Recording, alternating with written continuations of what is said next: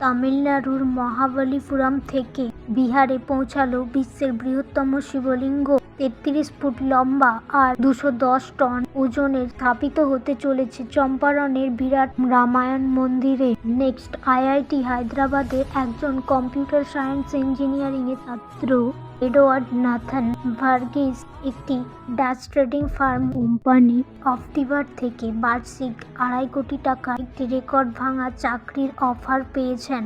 ২ মাস ধরে কঠোর পরিশ্রম আর কোডিং স্কিলের দক্ষ সমস্যার সমাধান অ্যাবিলিটির জন্য কোম্পানির বড় বড় কর্মকর্তাদেরও অবাক করে দিয়েছে এই যুবক।